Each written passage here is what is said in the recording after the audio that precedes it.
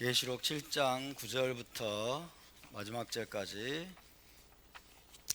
한번 우리가 한 절씩 교독하도록 하겠습니다. 계시록 7장 9절부터 17절까지입니다. 제가 먼저 9절을 봉독합니다. 이 일 후에 내가 보니 각 나라와 족속과 백성과 방언에서 아무도 능히 셀 수 없는 큰 무리가 나와 흰옷을 입고 손에 종려가지를 들고 보좌 앞과 어린 양 앞에 서서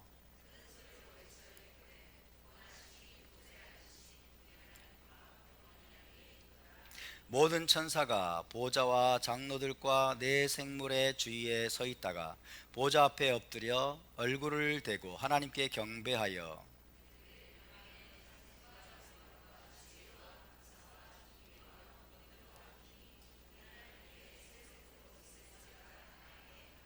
장로 중 하나가 응답하여 나에게 이르되 이 흰옷 입은 자들이 누구며 또 어디서 왔느냐.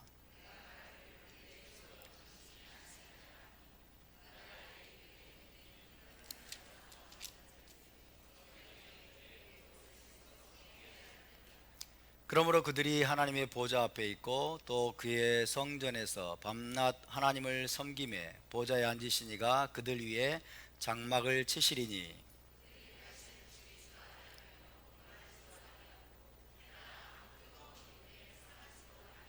다같이 이는 보좌 가운데 계신 어린 양이 그들의 목자가 되사 생명수 샘으로 인도하시고 하나님께서 그들의 눈에서 모든 눈물을 씻어 주실 것임이라. 아멘. 할렐루야. 자, 이번 주 토라 포션 레클레카였죠. 레클레카 해봅시다. 레클레카. 네, 창세기 세 번째 파라샤, 제가 가장 좋아하는 파라샤 중에 하나입니다. 가장 좋아하는 파라샤 중에 하나. 너무 아름다운 파라샤였습니다. 오늘 계시록 강의는 106번째 시간이 되겠습니다.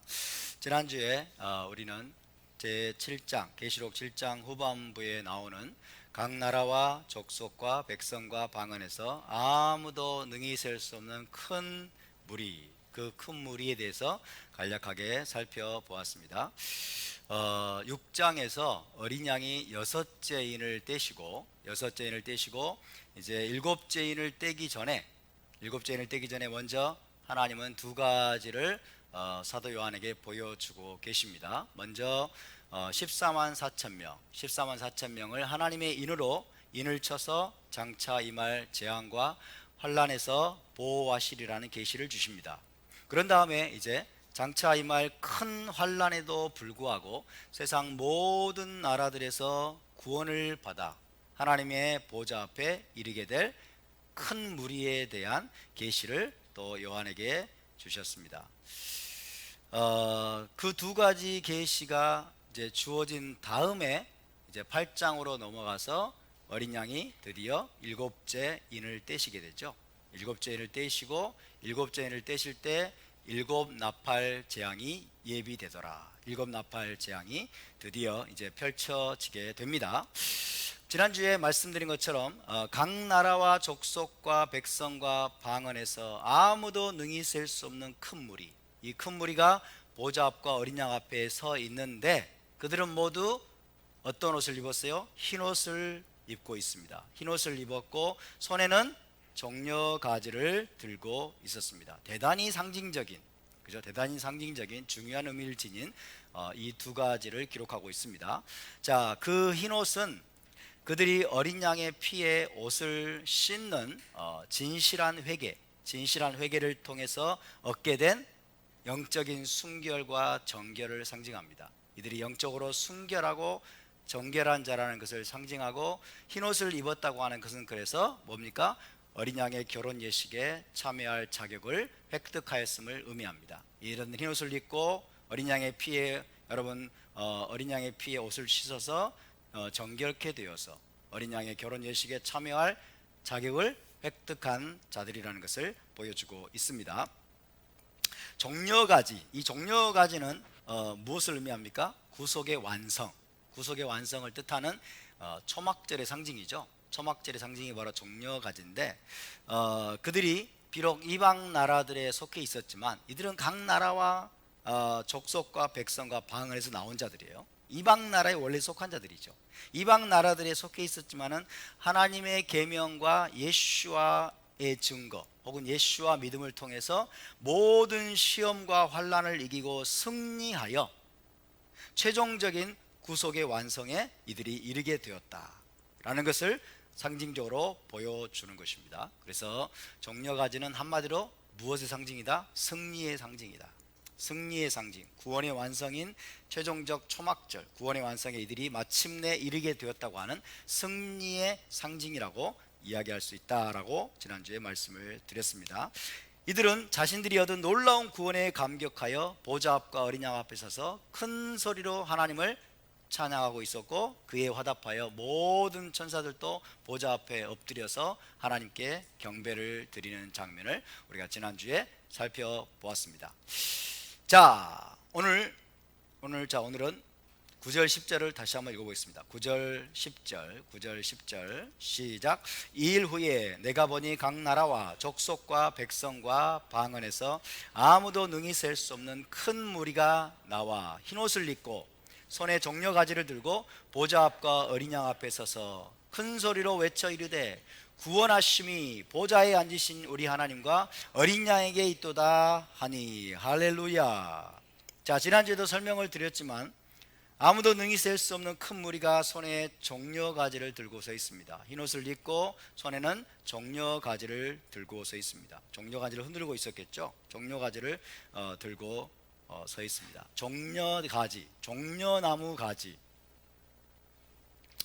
자, 종려가지, 종려나무 무가지. 이것은 초막절의 이미지입니다. 초막절의 이미지를 생각나게 만드는 거죠. 초막절, 수콧의 절기를 상징적으로 보여주는 게 종려나무 가지죠. 자, 이 초막절에는 하나님께서 아르바미님을 취하라고 말씀하셨어요. 아르바미님을 흔들면서 하나님 앞에서 기뻐하는 절기가 바로 초막절입니다. 하나님의 1년의 모든 절기의 완성, 그리고 최종적으로 있을 이스라엘의 구속의 완성을 미리 기뻐하고 즐거워하는 절기죠. 아르바미님은 4가지 종류다 이런 뜻이에요. 4가지 종류. 초막절에 흔드는 4가지 종류 한번 우리가 살펴볼까요? 첫 번째가 무엇이었습니까? 첫 번째가 에트로그, 히브리어로 해보죠. 히브리어 에트로그. 답사 에트로그. 아름다운 실과죠. 아름다운 실과. 이스라엘에서는 시트론이라고 하는 열매를 쓴다고 그랬습니다. 오렌지와 색깔과 똑같죠. 오렌지가 아니라 레몬과 색깔이 똑같은 시트론이라는 열매를 아주 큰 열매를 취합니다. 에트로그로 합니다. 그래서 에트로그. 두 번째가 이제 룰라브예요. 그래서 룰라브. 이게 종려가지죠. 룰라브. 종려나무 가지. 종려가지. 룰라브. 그래서 룰라브가 대표적으로 아르바미님을 대표하는 거죠. 세 번째가 하다심이라고 합니다. 하다심. 무성한 나무 가지죠. 무성한 나무 가지. 네 번째가 아라보트죠. 그래서 아라보트는 버드나무 가지입니다. 그죠? 버드나무 가지. 자, 이 4가지를 4가지 아르바미님, 4가지 종류를 취하여 하나님 앞에서 흔들면서 기뻐하는 거죠. 그죠?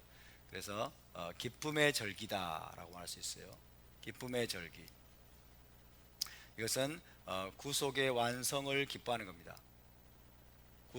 장차 있을 구속의 완성. 구속의 완성은 한마디로 말하면 메시아 왕국이에요. 메시아 왕국.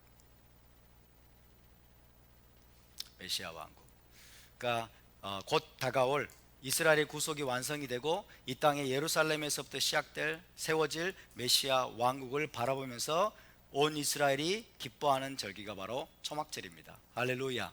이 4가지 종류 중에 룰라브가 이제 대표적인 거죠. 룰라브. 그래서 지금 이 초막절을 상징하는 아르바미님을 대표하는 종려 가지를 지금 들고 흔들고 있는 것입니다. 룰라브. 그런데 이 초막절은요, 초막절에는 별명이 하나 붙어 있어요. 그게 뭐냐면 열방의 절기다. 열방의 절기. 초막절은 열방의 절기다.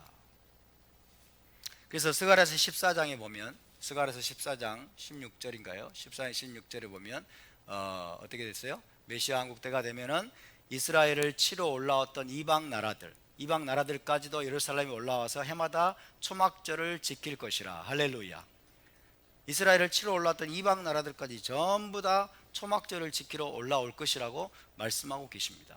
그래서 마지막 때 있을 구속의 완성, 초막절의 기쁨에 메시아 왕국에 이방 나라들도 참여할 것을 하나님 말씀하고 계세요.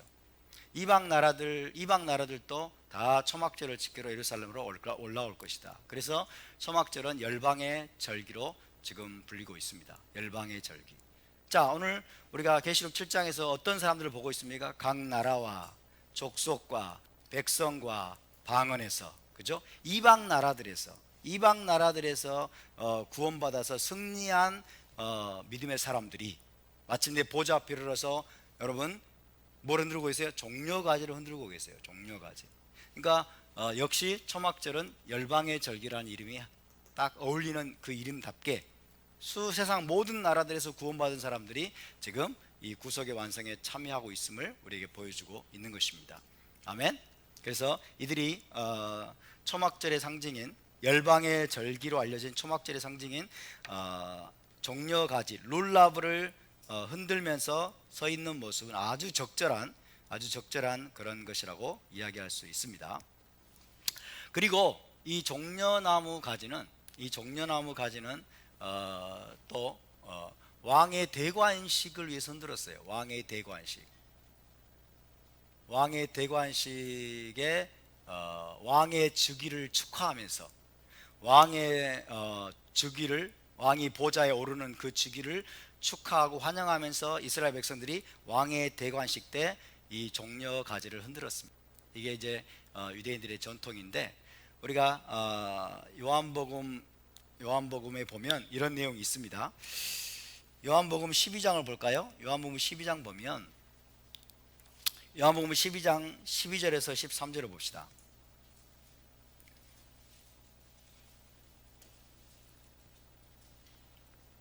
(12장 12절에서 13절) 요한복음 12장 12절에서 13절. 자, 12장 12절 13절 시작. 그 이튿날에는 명절에 온 큰 무리가 예수께서 예루살렘으로 오신다는 것을 듣고 종려나무 가지를 가지고 맞으러 나가 외치되 호산나 찬송하리로다 주의 이름으로 오시느니 곧 이스라엘의 왕이시여 하더라. 할렐루야. 자, 예수와는요 예루살렘에 입성한 게 6월절입니까? 초막절입니까? 초막절도 아니에요. 6월절이에요. 6월절에 예루살렘에 입성을 하는데 큰 무리가 종려나무 가지를 가지고 흔들면서 예수와를 환영하고 있어요. 이것은 초막절의 주제라기보다는 뭡니까? 왕의 대관식을 위해서, 그러니까 예수와께서 이스라엘의 왕이신 메시아라는 사실을 이들이 인정하고 왕을 환영하는 거예요. 왕을 환영하는 겁니다. 그죠? 바루카바 베쉐 마도나이. 자, 이스라엘의 메시아는 어떤 존재입니까? 다윗의 보좌에 앉아서 다스릴 왕이시죠. 다윗의 보좌에 앉아서 다스릴 왕으로 오시는 이스라엘의 메시아임을 이들이 인정하고 그 왕을 환영하고 왕을 축하하는 마음으로 6월절임에도 불구하고 종려나무 가지를 흔들면서, 그리고 다른 복음서에 보면 자기 겉옷을 깔아가지고 예수와께서 오실 수 있는 길을 예비한 거예요. 할렐루야. 왕의 대관식, 왕이신 메시아를 환영하는 예식 중에 하나가 바로 종려가지를 흔드는 것입니다. 바루카바 베셴 아도나이. 그죠? 찬송하리로다 주의 이름으로 오시는 이여. 그러면서 그 다음에 마지막에 뭐라 했어요? 곧 이스라엘의 왕이시여 그랬잖아요. 이스라엘의 왕이시여. 그러니까 이스라엘의 왕으로 예수와를 환영하고 맞이하는 그런 의식을 했던 것입니다. 왕의 대관식을 생각하면서 예수와께서 이스라엘의 메시아로 또 다윗의 보좌에 앉아서 이제 이스라엘을 영원히 다스려 주기를 갈망하면서 이들이 종려나무 가지를 유월절에 흔들었던 거예요. 유월절에도 불구하고. 할렐루야. 자, 그래서 우리는 지금 각 나라와 족속과 백성과 방언에서 구원받고 승리한 큰 무리가 보좌 앞에서 지금 이 종려나무 가지를 흔들고 있다라고 하는 것은 아까 말씀드린 초막절의 의미도 있지만은 뭐예요? 이들이 지금 하나님과 어린 양의 통치를 기뻐한다는 것입니다. 하나님과 어린 양이 왕으로 다스릴 그 메시아 왕국, 그분의 통치를 이들이 환영하고 사모하고 또 기뻐한다는 것을 상징적으로 보여주는 행동이라고 해석할 수가 있는 것입니다. 아멘. 네, 그것이 바로 종려가지를 이들이 들고 있다라는 의미에 담겨 있는 말씀에 담겨 있는 뜻이라고 또 해석할 수가 있겠습니다. 자, 이제 넘어가고 이제 13절 14절을 다시 한번 우리 읽어보겠습니다. 13절 14절. 자, 13절 14절 시작. 장로 중 하나가 응답하여 나에게 이르되 이 흰옷 입은 자들이 누구며 또 어디서 왔느냐? 내가 말하기를 내 주여 당신이 아시나이다 하니 그가 나에게 이르되 이는 큰 환난에서 나오는 자들인데 어린 양의 피에 그 옷을 씻어 희게 하였느니라. 자, 이들이 누구냐? 장로 중에 하나가 사도 요한에게 물었습니다. 장로 중에 하나가 유대 현인들처럼 랍비들처럼 물었다고 그랬죠. 그래서 요한이 뭐라고 대답했어요? 아니 로요데야, 잘 모르겠습니다. 나는 모르오니 당신이 아십니다. 나에게 말씀해 주소서. 그렇게 겸손하게 대답을 했습니다. 자, 그랬더니 이들이 누구라고 지금 이야기하고 있어요. 그 장로가 대답하기를 이들은 큰 환난에서 나오는 자들이다. 큰 환난에서 나오는 자들이다. 답사 큰 환난. 자, 이들은 이 표현이 대단히 중요합니다. 이 각 나라와 족속과 백성과 방언에서 지금 나온 큰 무리, 하나님의 보좌 앞에서 지금 흰옷을 입고 종려가지를 흔들면서 하나님을 찬양하고 있는 이 큰 무리는 누구냐는 거예요. 이들은 누구냐? 이들은 큰 환난에서 나오는 자들이다 라고 지금 가르쳐주고 있습니다. 자, 이 큰 환난은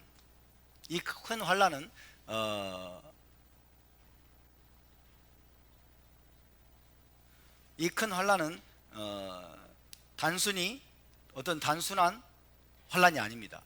단순한 환난이 아니고 이것은 마지막 때의 대환난이라고 우리가 이해할 수 있습니다.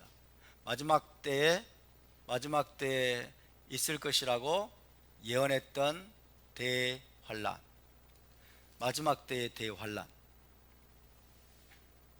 자, 이 큰 환난은 다른 말로 예레미야에서는 야곱의 환난의 때라고 되어 있습니다. 야곱의 환난의 때. 야곱의 환난의 때. 마지막에 이스라엘이 맞이하게 될 대환난, 그죠? 메시아 왕국이 임하기 전에 이스라엘이 맞닥뜨리게 될 최종적인 큰 환난, 대환난, 성경에서 선지자들이 예언한 바로 그 환난을 의미하는 것으로 우리가 해석해야 될 것으로 보입니다. 야곱의 환난의 때, 야곱의 환난의 때. 자, 야곱의 환난의 때에 대해서 한번 찾아볼까요? 예레미야 30장을 가보겠습니다. 예레미야 30장 7절. 자, 이들이 큰 환난에서 나오는 자들인데 이 환난은 이스라엘이 전무후무하게 맞닥뜨리게 될 대환난입니다. 메시아 왕국이 임하기 전에 가장 큰 환난을 맞이하게 되는데 그것을 야곱의 환난의 때라고 말씀하고 있어요. 예레미야 30장 7절. 30장 7절을 함께 읽습니다. 시작. 슬프다 그날이여 그와 같이 엄청난 날이 없으리라. 그날은 야곱의 환난의 때가 되미로다. 그러나 그가 환난에서 구하여냄을 얻으리로다. 할렐루야. 야곱의 환난의 때에 대해서 예언하고 있어요. 슬프다 그날이여 그와 같이 엄청난 날이 없으리라. 그렇죠? 엄청난 환난의 때가 마지막 때에 종말론적으로 임하게 되는데 이스라엘이 그런 때를 맞이하게 되는데 그것이 바로 야곱의 환난의 때다. 그렇지만 그 환난의 때로부터도 하나님은 신실한 자들을 여러분 건지시고 보호하실 것을 믿으시기 바랍니다. 야곱의 환란의 때라고 되어 있습니다. 자, 야곱 환란의 때에 되어 있는데 이 야곱의 환란의 때에 대해서 또 다른 말씀에서는 뭐라고 하고 있을까요? 자, 다니엘서를 보겠습니다. 다니엘서 12장 1절로 가겠습니다. 자, 이 마지막 때 임하게 될 야곱의 환란의 때, 큰 환란은 다니엘서 12장에는 어떻게 예언되어 있을까요? 다니엘서 12장 1절. 다니엘서 12장 1절. 12장 1절 다 같이 봉독합니다. 시작. 그때 내 민족을 호위하는 큰 군주 미가엘이 일어날 것이요 또 환란이 있으리니 이는 개국 이래로 그때까지 없던 환란일 것이며 그때 내 백성 중 책에 기록된 모든 자가 구원을 받을 것이라. 할렐루야. 개국 이래로 없던 환란이에요. 개국 이래로 없던 환란. 그러니까 얼마나 엄청난 환란일까요? 그죠? 전무후무한 환란을 말합니다. 마지막 종말론적으로 이스라엘이 맞닥뜨리게 될 전무후무한 환란, 개국 이래로 없던 환란, 그 환란을 다니엘이 예언하고 있어요. 그때 큰 군주, 이스라엘을 지키는 군주가 미가엘입니다. 미가엘, 그죠? 미카엘이 일어날 것이다. 미카엘이 일어나서 이스라엘을 위해서 싸우겠죠. 예. 자, 이 전무후무한 환란, 개국 이래로 그때까지 없던 환란에 대해서 예수와께서도 말씀하신 적이 있습니다. 예수와께서도 언급하셨는데 마태복음 24장 보겠습니다. 마태복음 24장 21절에서 22절.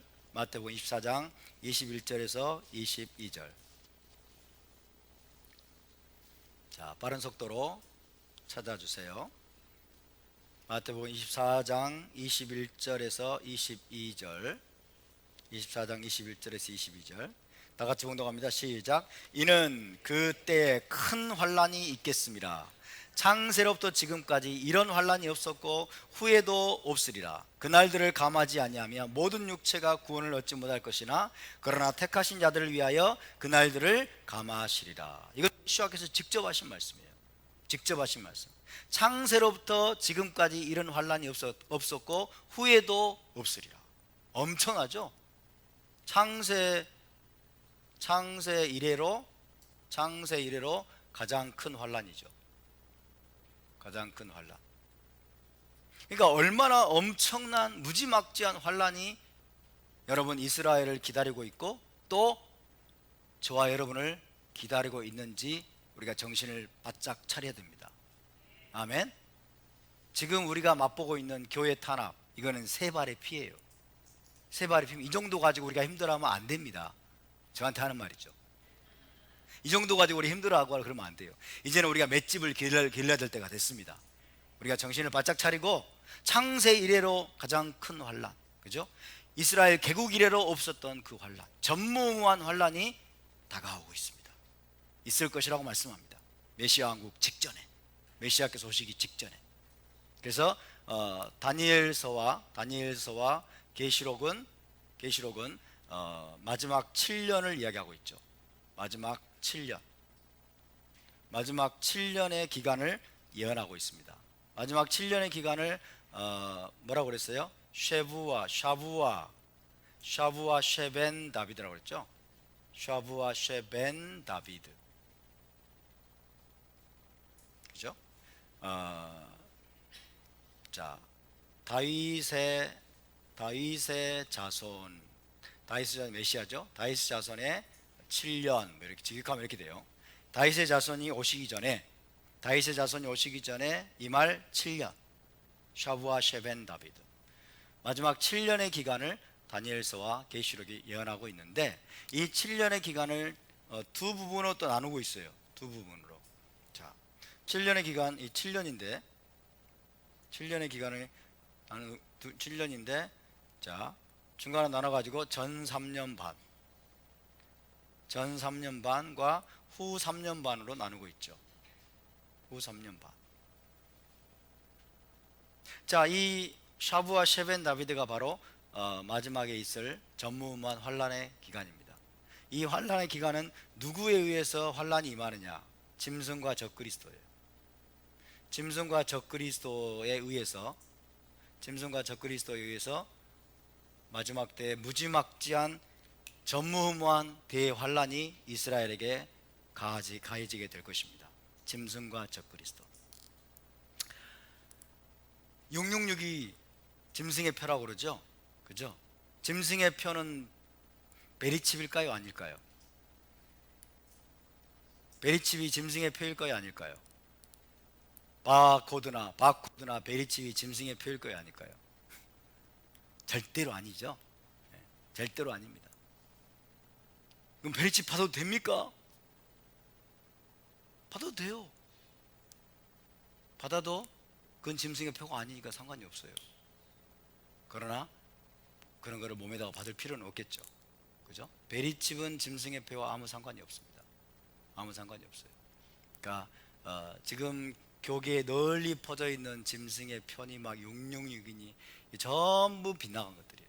전부 잘못된 것들이에요. 짐승의 표. 우리는 짐승의 표 그러면 기독교인들이 뭘 생각합니까? 오른손이나 이마에 받게 해가지고 매매를 못하게 하는데 초점 맞추잖아요. 물건을 아무도 못 사게 만드는, 그죠? 물건을 못 사게 만드는데 초점을 맞추잖아요. 짐승의 표라고 하는 게 뭔지 아세요? 짐승에게 충성한다고 하는 표시로서 받는 거예요. 짐승에게 전적으로 충성하고 헌신한다고 하는 표시로 받는 게 짐승의 표예요. 오케이? 그 짐승이 뭔지도 모르면서 우리 기독교인들이 짐승이 뭔 줄도 모르면서 짐승의 표가 베리칩이라고 막 그렇게 떠들고 다녀요. 용감하게 용감하게. 짐승이라는 게 뭐예요? 짐승이? 아우 짐승, 이게 아니에요. 짐승이라는 게 뭐예요? 짐승은요 여러분, 짐승은 뭐예요? 제국이에요. 제국이 짐승이에요. 제국이. 그죠? 다시 말하면 이스라엘을 탄압하고 이스라엘을 핍박하게 될 마지막 때 일어날 가장 무시무시한 제국, 왕국. 이 제국이 바로 짐승이라는 거예요. 짐승. 그 짐승의 수장이 적그리스도죠. 그죠? 그 왕국, 그 제국에게 내가 복종하겠습니다. 그 적그리스도, 그 수장에게 내가 복종하고 충성합니다 라는 표시로서 짐승의 표를 받는 거예요.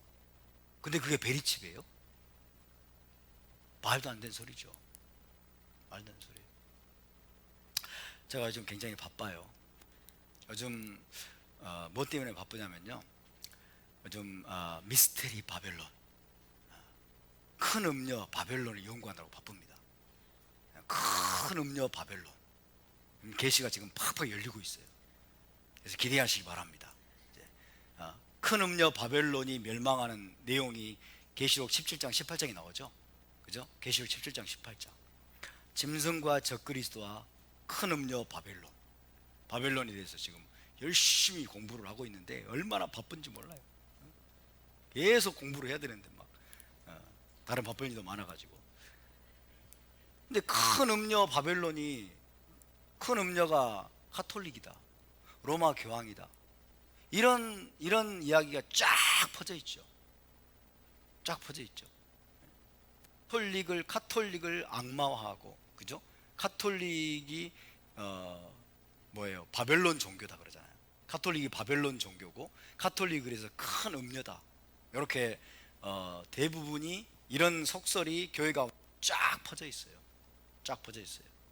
사실일까요, 아닐까요? 사실이 아니니까 말씀드리죠. 사실이 아니에요, 여러분. 카톨릭은 큰 음녀가 아니에요. 카톨릭은 혼합 종교인 것은 맞아요. 그러나 카톨릭이 계시록 17장 18장에 나오는 큰 성 바벨론 혹은 큰 음녀가 아닙니다. 아니에요.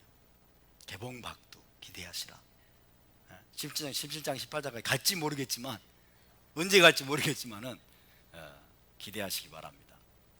큰 성 바벨론이 어딜까요? 큰 성 바벨론이 큰 음녀예요.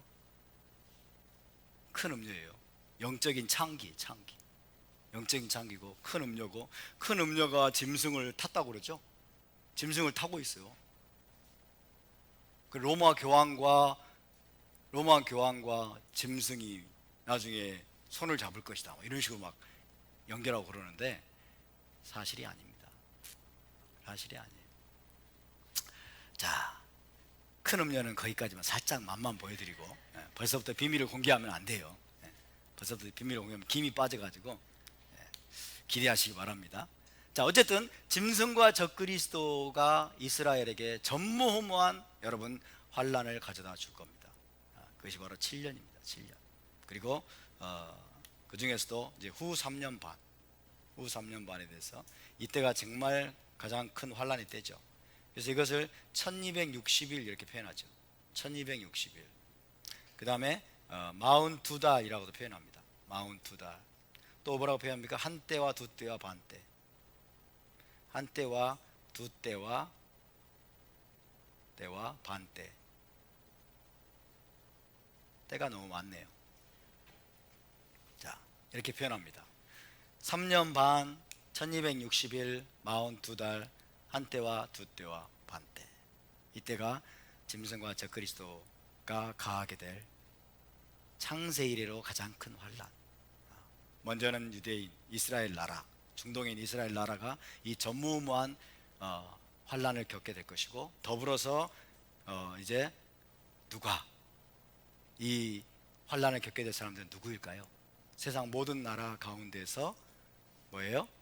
하나님의 계명을 지키며 예수와의 증거를 가진 자들, 그들이 바로 이 전무후무한 환란을 겪게 될 것입니다. 바로 그것을 말씀하고 있어요. 지금 큰 환란에서 나오는 자들인데, 이렇게 되죠. 큰 환란에서 나오는 자들인데, 자, 이 큰 무리가 누구냐? 보좌 앞에 이르는 그 큰 무리가 누구냐? 큰 환란에서 나오는 자들인데, 큰 환란에서 이들은 나온 자들이에요.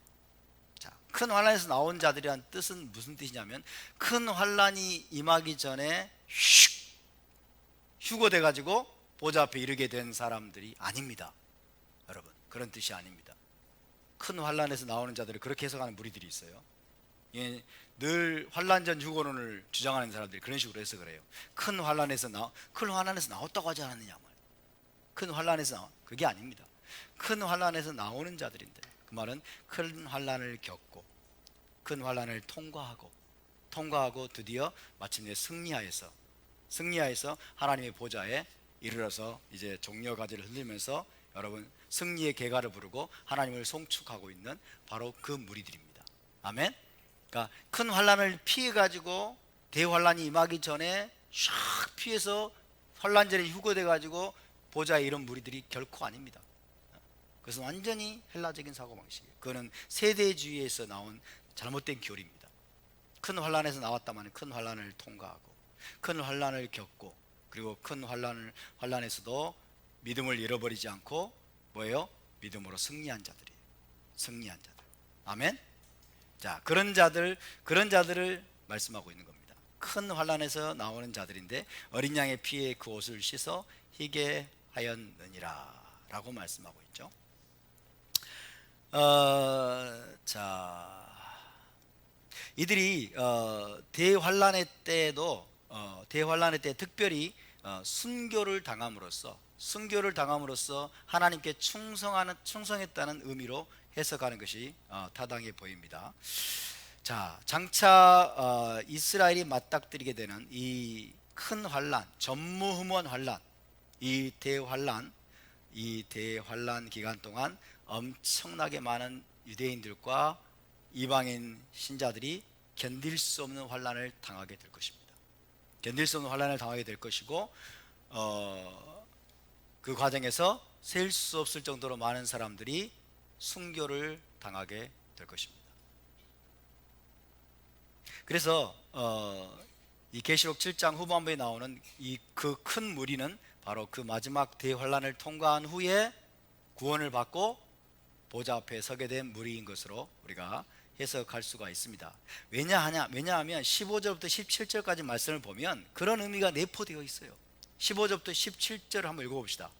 자, 15절부터 17절. 자, 이들이 큰 환란에서 나와서 어린 양의 피에 옷을 씻고 하나님 보좌 앞에 서 있어요. 이들에 대해서 지금 15절 17절에서 뭐라고 말씀하고 있는지 봅시다. 15절 17절 시작. 그러므로 그들이 하나님의 보좌 앞에 있고 또 그의 성전에서 밤낮 하나님을 섬기매 보좌에 앉으시니가 그들 위에 장막을 치시리니 그들이 다시는 줄이지도 아니하며 목마르지도 아니하고 해나 아무 뜨거운 기운에 상하지도 아니하리니 이는 보좌 가운데 계신 어린 양이 그들의 목자가 되사 생명수샘으로 인도하시고 하나님께서 그들의 눈에서 모든 눈물을 씻어 주실 것임이라. 할렐루야. 자, 이 말씀은 무엇을 전제로 하고 있습니까? 그들이 과거에 어떤 고난을 당했는지를 전제하고 있죠.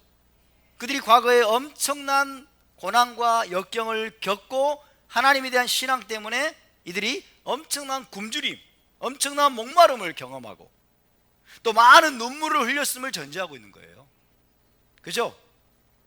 보세요. 다시 그들이 다시는 줄이지도 아니하며 다시는 목마르지도 아니하고 엄청난 굶주림과 목마름, 그리고 해나 아무 뜨거운 기운에 상하지도 아니하니 뭔가에 의해서 이들이 엄청나게 상했다는 거죠.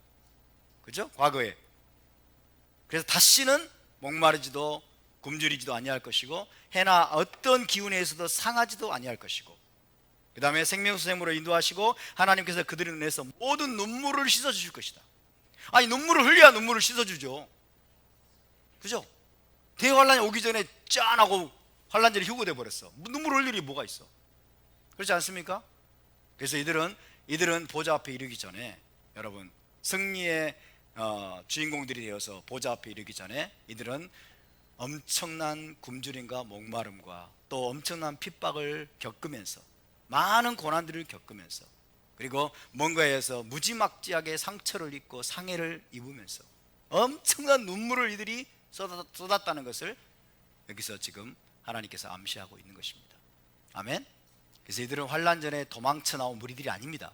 대환란 전에 도망쳐서 휴거돼 가지고 여러분 짠하고 보좌 앞에 이른 그런 무리들이 아닙니다. 여러분, 자기의 목숨, 자기의 생명을 아끼지 아니하고, 아멘, 자기 생명을 죽기까지 자기 생명을 아끼지 아니하고 하나님의 계명을 지키며 예수와 믿음을 끝까지 지켰던 바로 그들인 것입니다.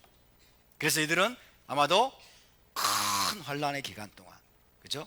큰 환란의 기간 동안 자기의 믿음을 지키고 언약에 대한 충성을 지키기 위해서 자기 목숨까지 버렸던, 순교의 제물로 하나님 앞에 올려드렸던 허다한 순교자들, 각 나라와 족속과 백성과 방언에서 나온 허다한 순교자들의 영혼이 마침내 믿음으로 승리하여서 보좌 앞에 이르게 되었다는 사실을 여기서 우리에게 가르쳐주고 있다고 할 수 있습니다.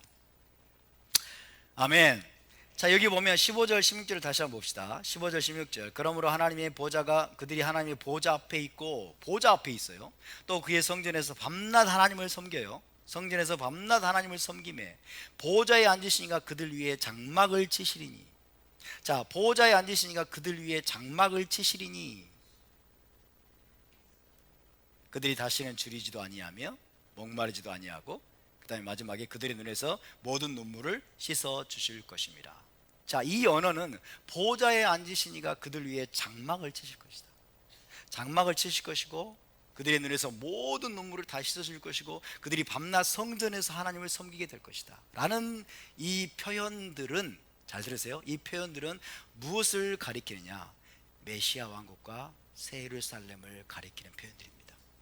메시아 왕국과 새 예루살렘, 메시아 왕국과 새 예루살렘의 특징을 묘사하는 표현들이에요. 이것을 우리가 간파해야 됩니다. 아멘. 하나님이 그들 위에 보좌에 앉으시니까 그들 위에 장막을 치신다는 거예요. 그들 위에 장막을 치신다. 그들의 모든 눈물을 다 씻어주신다. 이게 뭐예요? 메시아 왕국과 새 예루살렘을 묘사하는, 특징들을 묘사하는 표현들입니다. 다시 말하면 하나님의 쉐키나 영광이 친히 이 땅에 내려와 장막을 치고 거하시는 그 축복을 누리는 시대. 아멘. 하나님의 쉐키나 영광이 이 땅에 내려와 장막을 치고 내려와서 그 안에서 거하게 되는 그 축복을 누리는 시대가 바로 메시아 왕국과 새 예루살렘 시대이죠. 맞습니까? 자, 그것에 대해서 한번 말씀을 찾아보겠습니다. 자, 장막을 치신다. 장막을 치시고 보호하시는 거죠. 이사야서로 가보겠습니다. 이사야 4장 5절. 이사야 4장 5절에서 6절입니다.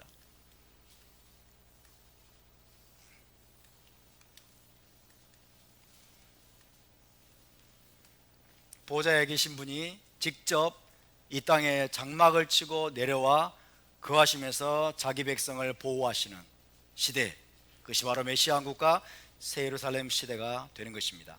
자, 이사야 4장 5절에서 6절입니다.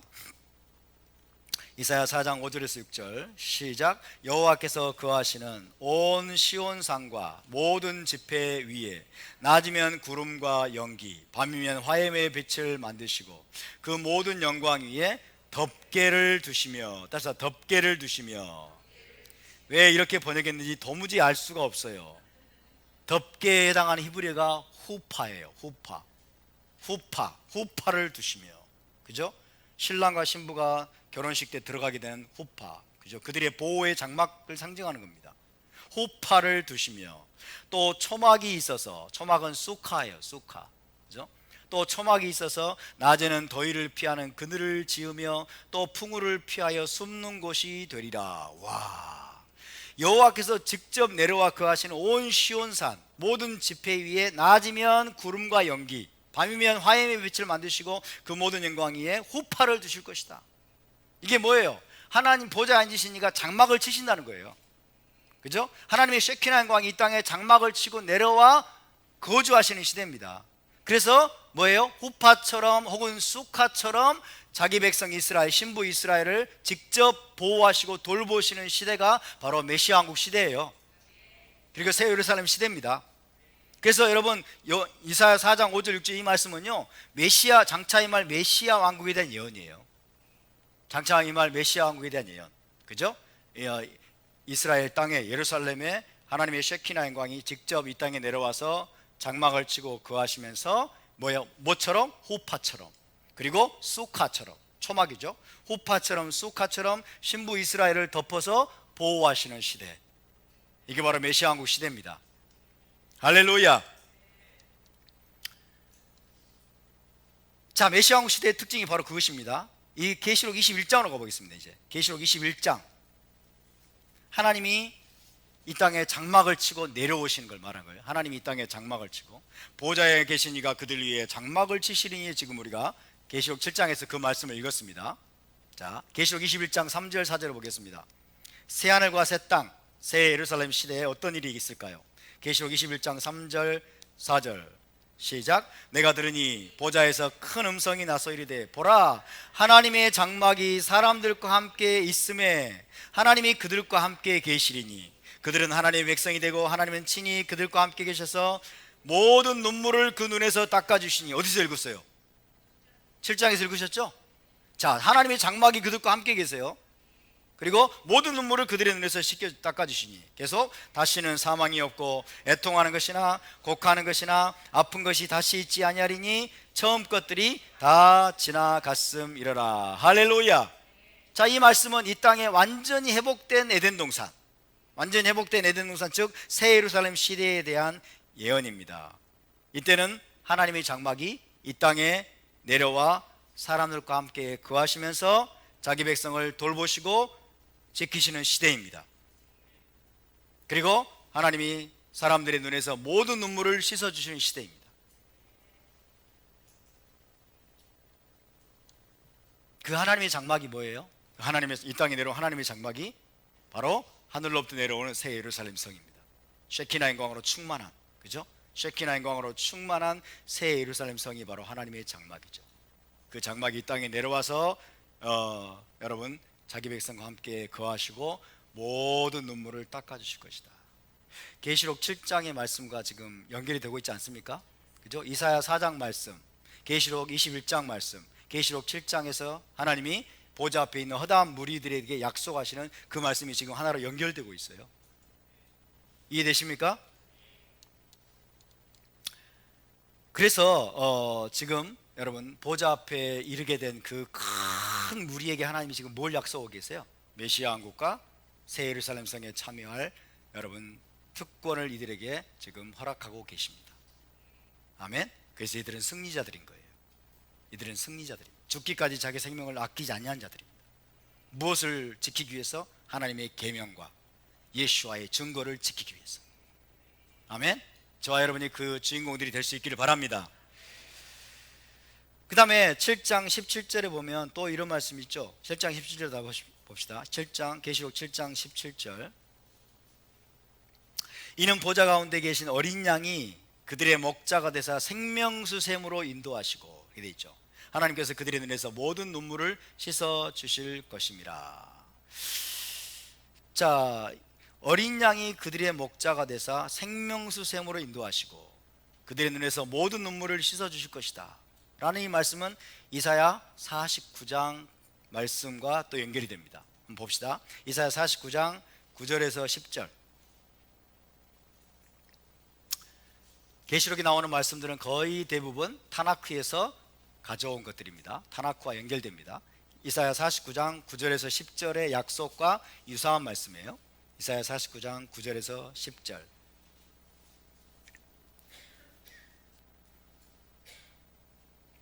(49장 9절에서 10절) 시작. 내가 잡혀있는 자에게 이르기를 나오라 하며 흑암에 있는 자에게 나타나라 하리라.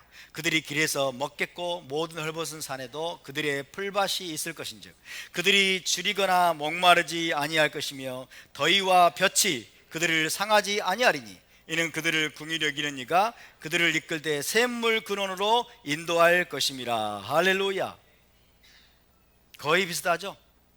그죠? 자, 잡혀있는 자는 사로잡힌 자들입니다.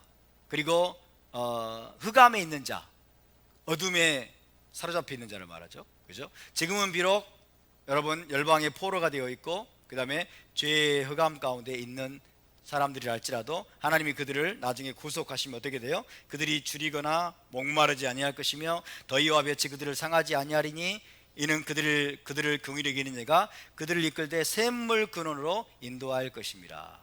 이 샘물 근원이 바로 메시아 왕국입니다. 메시아 왕국, 그리고 나아가서는 새 예루살렘이 되겠습니다. 그래서 하나님이 지금 그들에게 약속하고 계십니다. 지금은 비록 사로잡혀 있고 흑암에 갇혀 있지만은 장차 그들을 줄이거나 목마르지 아니하고 더위와 볕이 해하지도 못하는 메시아 왕국으로 데려가서 생명수 샘 근원으로 인도하실 것이라고 약속하고 계시는 것입니다. 계시록 7장의 약속과 거의 유사하죠.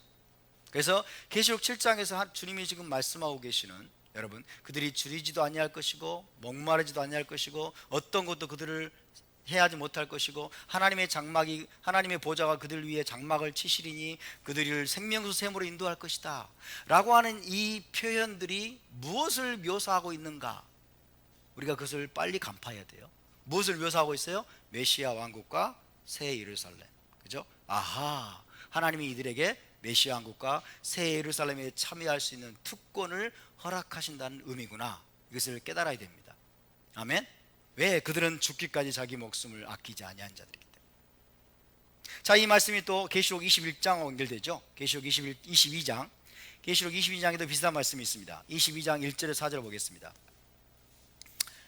세상 모든 나라들로부터 구원받고 승리한 큰 무리에게 메시아 왕국과 새 예루살렘 성에 넘치는 영광과 생명을 누리게 하실 것이라고 약속하시는 겁니다.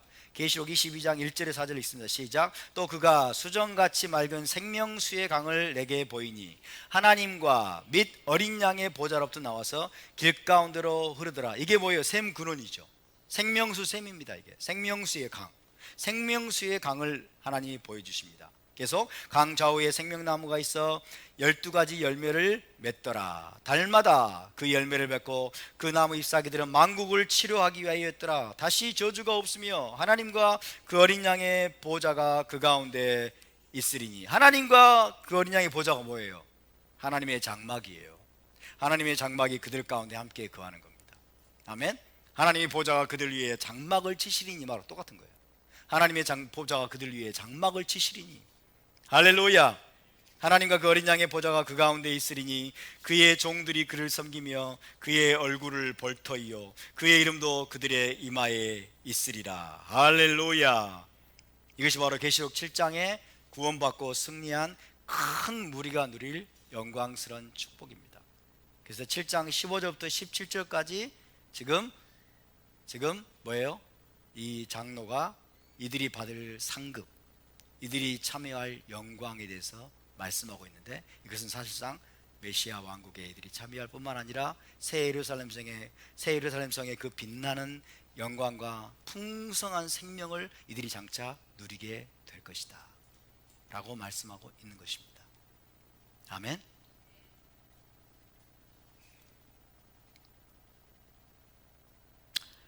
그래서 사도 바울이 말했습니다. 현재의 고난은 장차 우리에게 나타날 영광과 좋게 비교할 수 없도다.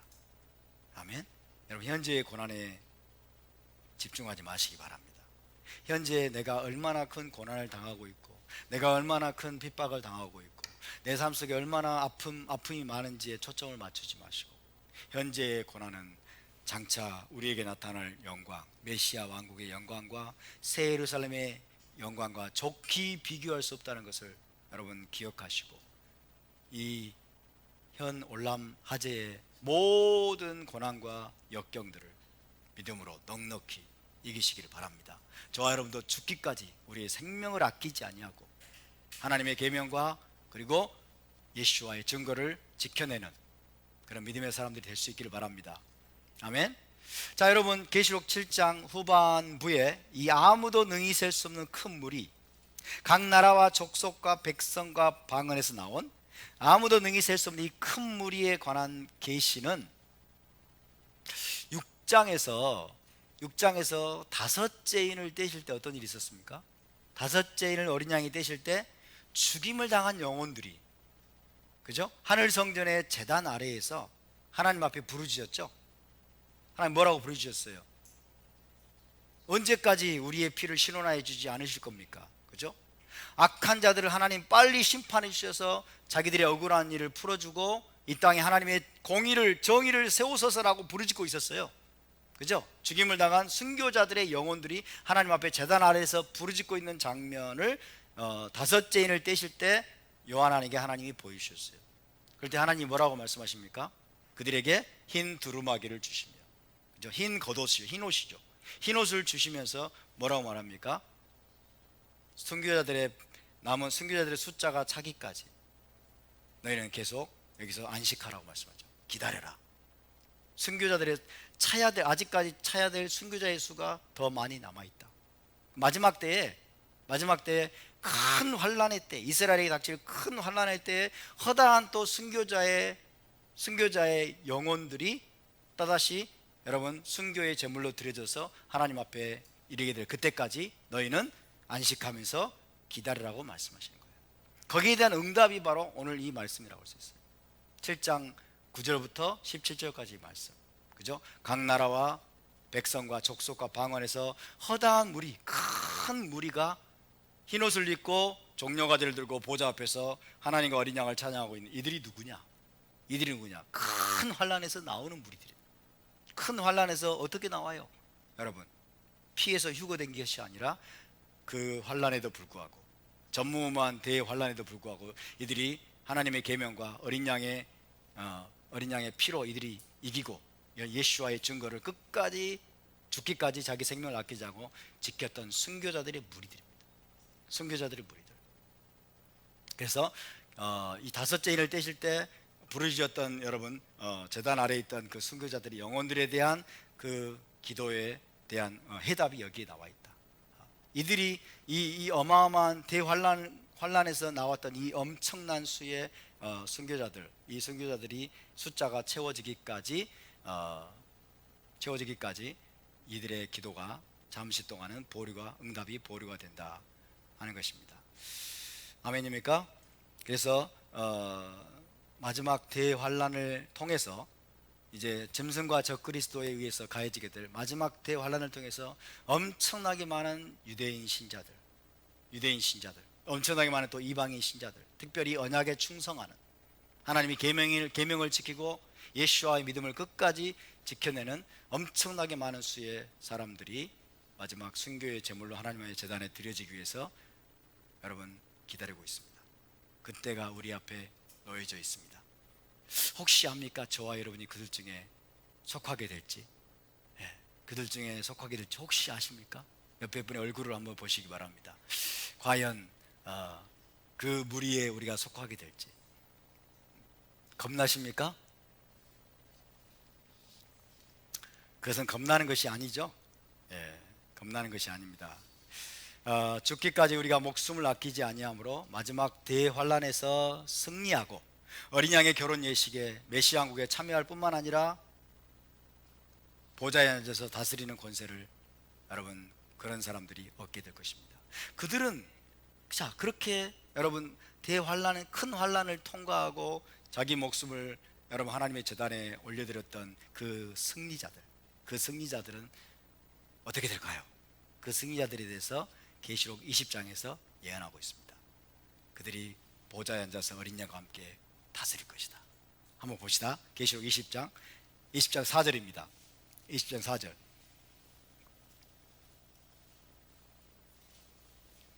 그 선교자들을 기다리고 있는 영광스러운 미래입니다. 그들은 메시아께서 강림하실 때 죽음에서 부활할 것이다. 그리고 그분과 함께 보좌에 앉아 다스리는 권세를 누리게 될 것을 말씀하고 20장 4절 계시록 20장 4 시작. 또 내가 보좌들을 보니 거기에 앉은 자들이 있어 심판하는 권세를 받았더라. 또 내가 보니 예수와를 증언함과 하나님의 말씀 때문에 목배임을 당한 자들의 영혼들과 또 짐승과 그의 우상에게 경배하지 아니하고 그들의 이마와 손에 그의 표를 받지 아니한 자들이 살아서 마시아와 더불어 1000년 동안 왕노릇하니. 할렐루야. 1000년 동안 이들은 보좌에 앉아서 다스리는 권세를 얻게 됩니다. 아멘. 예수와를 증언함과 하나님의 말씀 때문에, 계명이죠, 토라의 말씀 때문에 목배임을 당한 자들이나 혹은 짐승과 그의 우상에게 경배하지 아니하고 이마와 손에 그의 표를 받지 아니한 자들이 다시 부활하여 메시아와 함께 메시아 왕국에서 보좌에 앉아서 여러분 왕으로 통치하는 권세를 얻게 될 것입니다. 아멘. 희생이 없이는 어떻게 우리가 상급을 받을 수 있겠습니까? 그죠? 적당히 신앙생활하고 어떻게 우리가 다스리고 통치하는 권세를 달라고 뻔뻔스럽게 이야기할 수 있겠습니까? 이제는요 적당히 신앙생활 할 수 있는 시대는 지나갔습니다. 그리고 앞으로 더 완전히 지나갈 겁니다.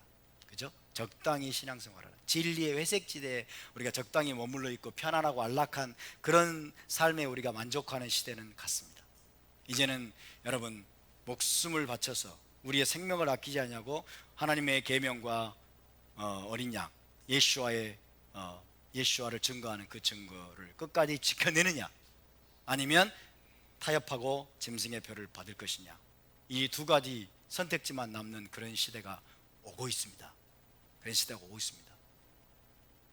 그래서 계속 7장에 여러분 이 허다한 무리, 아무도 셀 수 없는 큰 무리에 저와 여러분이 속하게 되기를 바랍니다. 사실은 저와 여러분이요 가장 큰 후보자들이에요. 여러분이 기뻐하시든지 안 기뻐하시든지 우리가 가장 큰 후보자들이에요. 왜? 우리야말로 하나님의 계명 토라의 말씀을 지키려고 하고 그 다음에 예수와의 증거를 가지고 있잖아요. 맞습니까? 하나님의 계명과 예수와 믿음을 끝까지 지키는 각 나라와 족속과 백성과 방언에서 나온 큰 무리들. 대한민국에서 우리보다 더 강력한 후보자가 누구겠습니까? 그렇지 않습니까? 예. 지금 마음이 막 끔찍한 마음이 드는 사람들이 있을지 모르는데 기뻐하시기 바랍니다. 기뻐하시기 바랍니다. 고난은 잠시 잠깐이에요. 환난은 잠시 잠깐이고. 아멘. 그러나 우리가 여러분 나를 믿는 자는 죽어도 살겠고 살아서 나를 믿는 자는 영원히 죽지 아니하리니. 아멘. 우리 주님은 부활의 주님이십니다. 몸은 죽여도 영혼은 능히 죽이지 못하는 자들 우리가 두려워하지 않기를 바랍니다. 여러분 계명을 사랑하십니까? 예수와를 사랑하십니까? 그렇다면 죽음이 두렵지 않는 것입니다. 아멘. 계명에 대한 사랑과 예수에 대한 사랑이 우리가 죽음을 넉넉히 이기는 것입니다. 죽음의 위협을 넉넉히 이기는 거예요. 할렐루야. 그러니까 만약에 정말 우리가 순교의 제물로 드려지길 하나님 원하신다면 그분이 우리에게 이길 수 있는 능력을 주실 것입니다. 이길 수 있는 큰 은혜를 주실 것입니다. 영광이로다.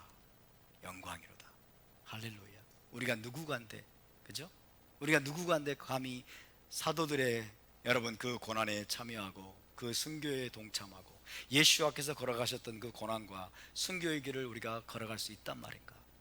이 마지막 때에 7년 대환란이 이제 곧 나타나게 될 텐데 그 시대에 우리를 이 땅에 보내주시고 여러분, 그 시대에 우리가 이 하나님께서 정말 찾으시는 그 남은 자의 무리에, 신부의 무리에 우리가 들어가서 우리의 생명을 하나님의 제단에 바치고 우리가 장차 다시 부활하여서 그분과 함께 보좌에 앉아서 다스리고 통치하는 권세를 얻을 수 있는 기회가 우리에게 지금 왔어요.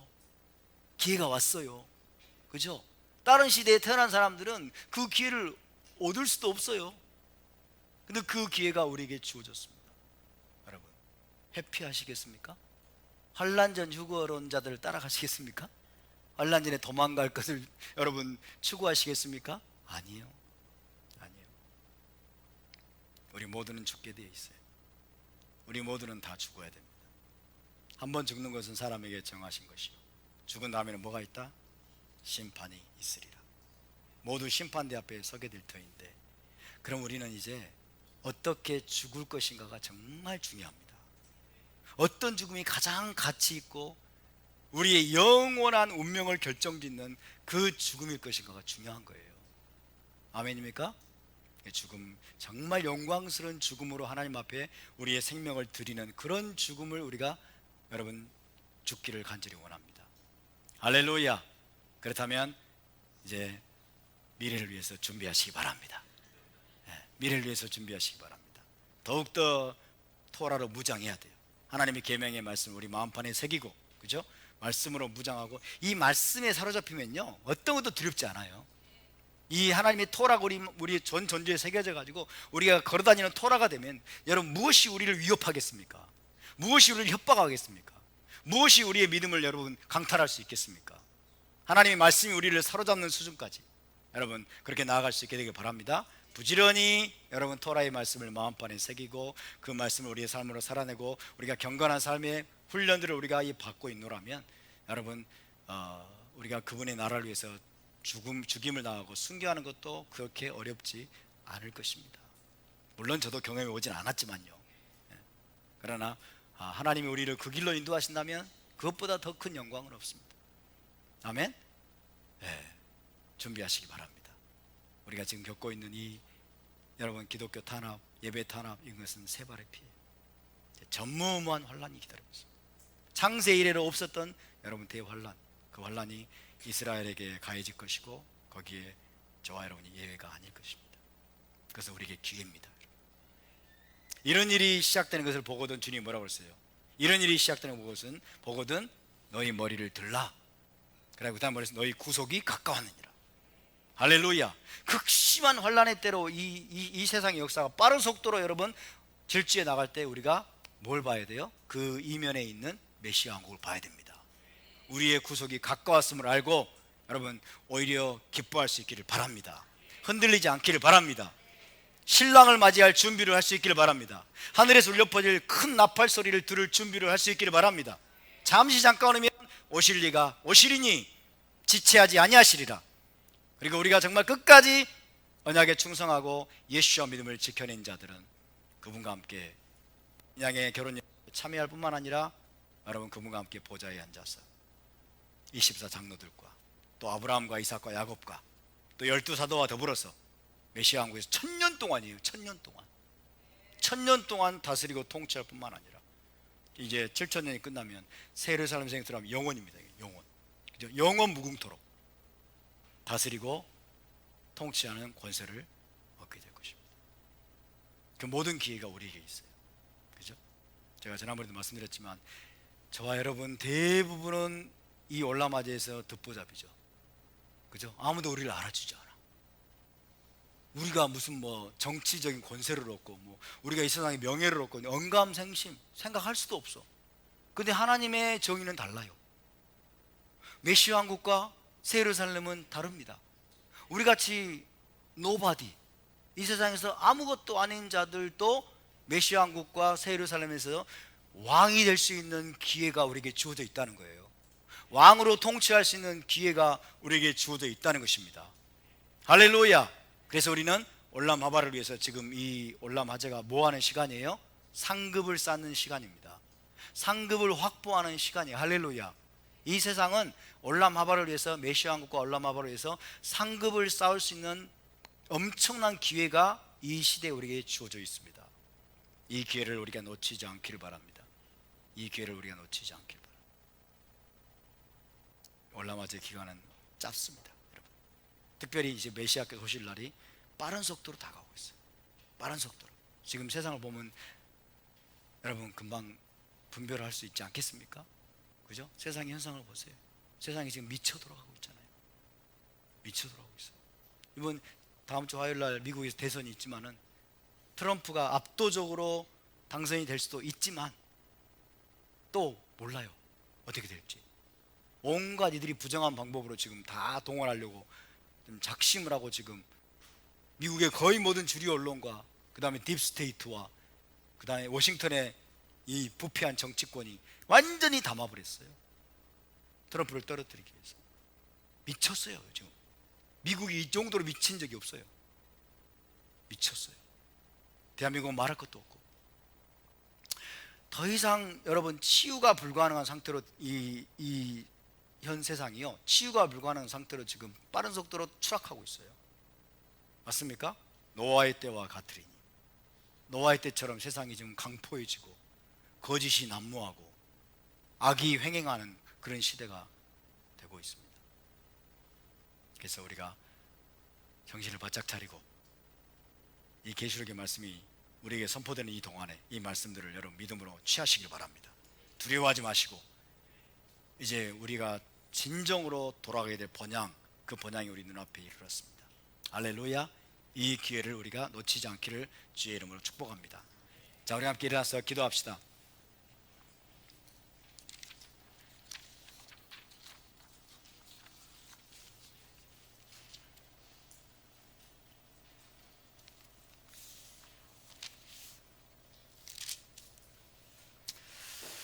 그러므로 그들이 하나님의 보좌 앞에 있고 또 그의 성전에서 밤낮 하나님을 섬기매 보좌에 앉으시니가 그들 위에 장막을 치시리니 그들이 다시는 줄이지도 아니하며 목마르지도 아니하고 해나 아무 뜨거운 기운에 상하지도 아니하리니 이는 보좌 가운데 계신 어린 양이 그들의 목자가 되사 생명수 샘으로 인도하시고 하나님께서 그들의 눈에서 모든 눈물을 씻어 주실 것입니다. 이들은 곧 큰 환난에서 나오는 자들인데 어린 양의 피에 그 옷을 씻어 희게 하였느니라.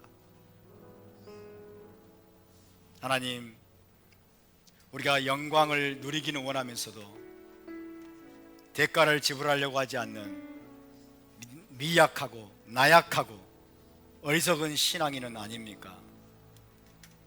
환난과 고난은 우리가 싫어하면서 주님으로부터 상급만을 바라는 정말 무지막지한 자는 아닙니까? 우리가 주의 나라를 위해서 무엇을 하고 있습니까? 우리가 예수와께 어떤 헌신과 충성을 드리고 있습니까? 우리의 삶이 왕 되신 예수와 그분의 통치를 받고 있는 삶입니까? 아니면 내 일신의 안락과 편안함만을 구하는 삶입니까? 우리는 무엇을 바라보고 있습니까? 우리의 삶을 누가 통치하고 있습니까? 누가 우리의 삶을 다스리고 있습니까?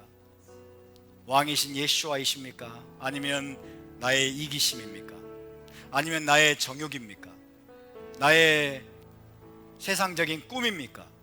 나의 세상적인 야망입니까? 먹고 사는 문제가 내 삶을 지배하고 있습니까? 우리는 그것을 뛰어넘어야 됩니다. 무엇을 먹을까 무엇을 마실까 너희는 염려하지 말라. 그것들은 이방인들이 구하는 것이라. 오직 너희는 그의 나라와 그의 의를 구하라. 그리하면 이 모든 것을 너에게 더하시리라. 그렇습니다. 우리는 그의 나라 메시아 왕국을 구하는 자들 되게 하여 주시옵소서. 그의 의가 이 땅에서 이루어지기를 구하는 자들 되게 하여 주시옵소서. 우리의 삶으로 하나님의 공의와 정의를 행하기로 결단하는 자들 되게 하여 주시옵소서. 나 자신을 위해 살지 아니하고 오직 하나님의 영광을 위해 살고 예수와의 통치를 받는, 왕의 통치를 받는 삶을 살도록 도와주십시오. 주님, 당신이 나의 왕이십니다. 예수와 당신이 나의 왕이십니다. 예수와의 증거를 지키고 하나님의 계명을 끝까지 지키는 언약 백성으로 우리가 세워질 수 있도록 도와주시옵소서. 주님, 그래서 당신의 나라 메시아 왕국과 그 새 예루살렘의 그 영광을 그 엄청난 축복들을 우리가 넉넉히 취하는 자들 되게 하여 주시옵소서. 우리 다 같이 함께 동서로 기도하겠습니다. 거룩하신 아버지, 거룩하신 아버지, 우리를 긍휼히 여겨 주십시오. 우리를 불쌍히 여겨 주십시오. 주님, 우리에게 자비를 베풀어 주십시오. 우리에게 당신의 은혜를 베풀어 주십시오. 우리의 눈이 띄어지게 도와주십시오. 우리의 귀가 열려지게 도와주십시오. 아버지여, 우리의 이기적인 욕망들, 우리의 정욕들, 우리 안에 잘못된 야망들, 우리 안에 아버지 하나님, 아버지여 스스로 왕이 되어서 자기 삶을 지배하려고 하고 다스리려고 하는 우리 안에 모든 아버지여 주권이 깨어지게 도와주시고, 주 예수와 당신이 우리의 왕이 되어주시고 우리 마음의 보좌에 앉으시고 당신의 나라와 당신의 의를 우리가 구하며 나갈 수 있도록 도와주시기를 원합니다. 죽기까지 자기 생명을 아끼지 아니하고 하나님의 계명과 예수와의 증거로 인하여 아버지여 끝까지 언약에 충성하는 거룩한 백성 될 수 있도록 주님 도와주시옵소서. 예 주님, 우리가 당신의 계명을 사랑합니다. 예 주님, 우리가 예수께 충성하며 예수와 믿음을 지키는 자들이 될 것입니다. 예 주님, 우리가 토라 준행자들로서 신실하게 언약의 길을 걸어가기로 결단합니다. 주님, 우리와 함께 하시고 우리에게 더욱더 큰 은혜를 베풀어 주시옵소서. 그래서 하나님의 보좌가 그들 위에, 보좌에 계시니까 그들 위에 장막을 치시고 생명수 샘 근원으로 우리를 인도하시고, 그리고 주께서 다시 오실 때 부활의 몸을 입고 영광스러운 보좌에 주님과 함께 앉아 천년 동안 다스리며 통치할 수 있는 그 영광스러운 축복과 특권을 우리 모두가 취하게 하여 주시옵소서. 주님, 우리는 아무것도 아니지만 주님이 우리의 전부이십니다. 주님이 우리에게 능력을 주시는 분이십니다. 주님이 우리에게 은혜를 주시는 분이십니다. 주님, 더욱더 큰 은혜를 베풀어 주시옵소서. 끝까지 하나님의 계명과 예수와의 증거를 지키는 자들 되게 하여 주시옵소서. 감사드리며 주 예수와 이름으로 기도하옵나이다. 아멘. 제사장의 축복기도로 마치겠습니다. 예바레케카 아도나이 베이시메레카 야엘 아도나이 파나벨레카 비후네카 이사 아도나이 파나벨레카 베야셈레카 샬롬. 여호와는 내게 복을 주시고 너를 지키시기를 원하며 여호와는 그의 얼굴을 내게 비치사 은혜 베푸시기를 원하며 여호와는 그 얼굴을 내게로 향하여 드사 평강 주시기를 원하노라.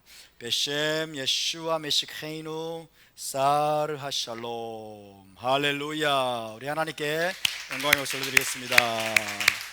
샤바 샬롬.